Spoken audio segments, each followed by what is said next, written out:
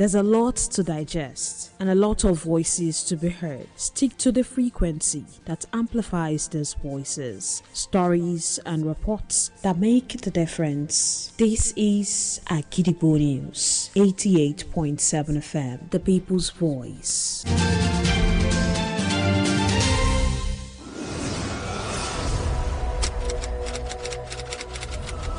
This is Kunle Amzat's studio.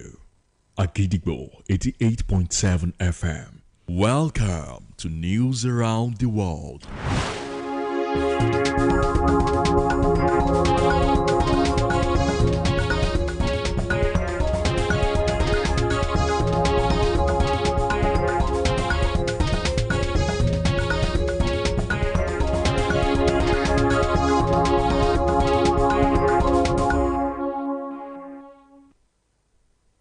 Good evening. Welcome to the news around the world on the most listened to radio station, Agidigbo 88.7 FM, Ibadan. I am OLUWATOSIN, OLOGUN. First deadlines.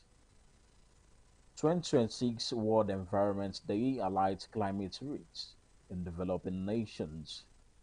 Market Science Executive Order restricts commercial motorcycle operation from 5:30 a.m. to 10:30 p.m. Military chief says UK in most dangerous period ever known. Ogunsoya wins bronze medal for Nigeria at World Wrestling Tournament in Mongolia. Now the details. As the world marks the 2026 World Environment Day, renewed attention is being drawn to the growing threat of climate change and environmental degradation. This year's theme highlights the urgent need for individuals, communities, and government to address the effects of human activities on the environment, particularly in developing nations that are most vulnerable to climate change. Agidigbo FM News correspondent Zainab Wahab reports.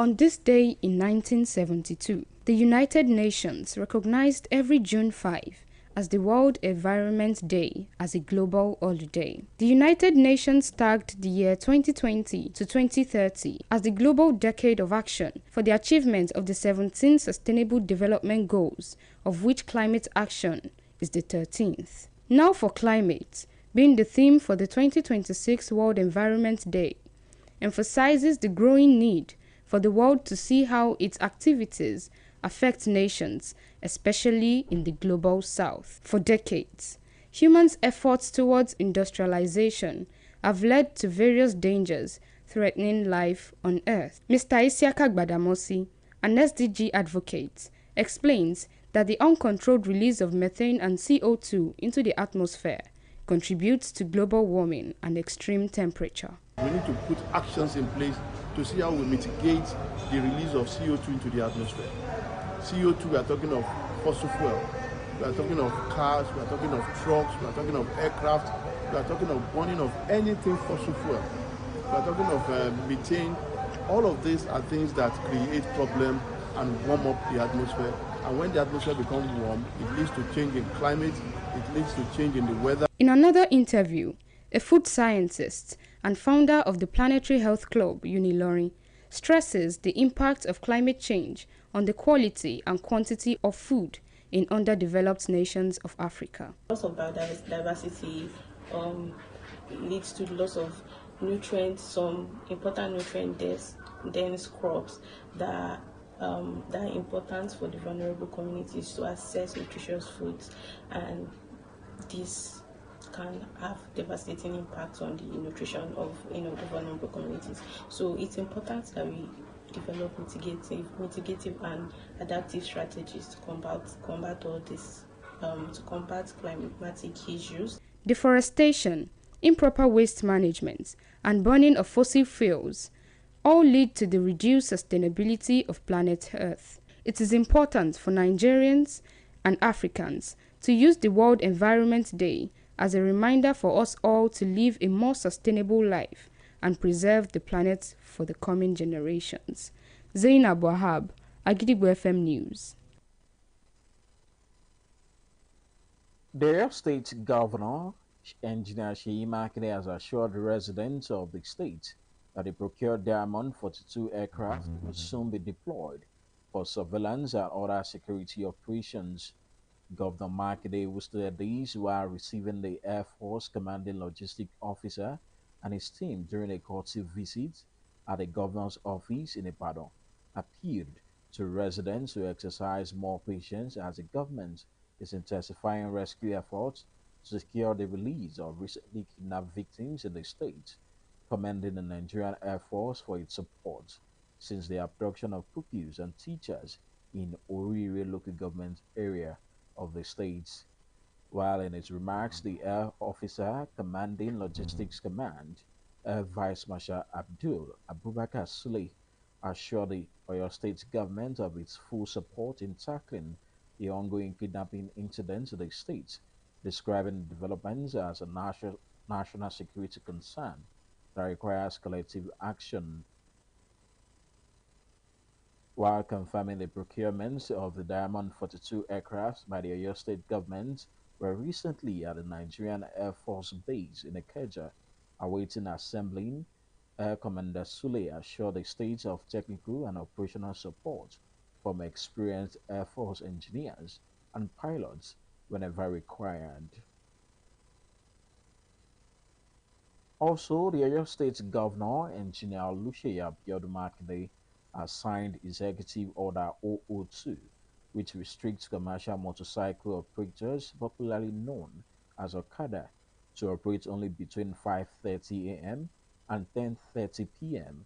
across the state, aimed at strengthening the state's existing security architecture and improve enforcement measures on the roads. Before signing the order, Governor Makinde explained that with the current security challenges across the state, particularly the recent kidnapping of pupils and teachers in some parts of the state, it became incumbent to fortify the state security framework to ensure public safety. With the signing of this executive order, we are also introducing additional measures to enhance security across our state. Consequently, the operations of commercial motorcycle operators, popularly known as Okada riders, will now be restricted between the hours of 10:30 p.m. and 5:30 a.m. throughout Oyo State. We can create laws and regulations, but their success ultimately depends on the corporate state that we will not relent until our teachers and children are returned safely home. Every day they remain in captivity is a painful day for their families, their communities, and all of us in Oyo State. I want to assure our people that efforts are ongoing around the clock and that the safe return of those abducted remains a top priority of this administration. Earlier, the Attorney General and Commissioner for Justice, Abiodun Aikomo, outlined the framework of the new order, which includes prohibitions of unmarked vehicles, driving against traffic, and the regulation of vehicle registration, among other security measures. The Muslim community of Oyo State, in collaboration and under the aegis of the President's League of Imams and Afars of Oyo State, Chief Imam of Ibadan and Grand Chief Imam of Oyo State, Sheikh Al-Imam Abdulganiyu Abubakar Agbo Tomokekere, has announced that a special prayer has been convened for Allah's speedy and safe release of abducted school children and teachers at Orire local government area of Oyo State. This was released in a statement jointly signed by the Chairman and Secretary General, Muslim Community of Oyo State, Alhaji Isaac Kunle Soni and Alhaji Murisiku Abidemi Shinyobade, respectively. According to the statement, the prayer is being planned to seek the face and mercy of God, to heed to their cries to have the abducted children and their teachers from schools in Orire local government a quick and safe return of the abductees, and the bandits be immediately and permanently driven away from Oyo State. The Muslim community invite all Muslims in Oyo State to converge for the prayer, which will hold on Sunday, June 7 by 10:30 a.m. at Yidi Agodi Ibadan praying ground, as a prayer will be led by the Chief Imam of Ibadan and Grand Chief Imam of Oyo State, Sheikh Al-Imam Abdul Ganil Abubakar Agbotomokekiri. Now it's time to link up with our United Kingdom studio for the foreign news. News from Kunle Amza Studio, Agidigbo FM, United Kingdom. I am Zikrot Fasasi. The head of military chief to the Russian President Vladimir Putin to end his war against Ukraine. The letter sets out Zelensky's view of the 4-year-old conflict and says that while Ukrainians' resilience remains intact, most Russians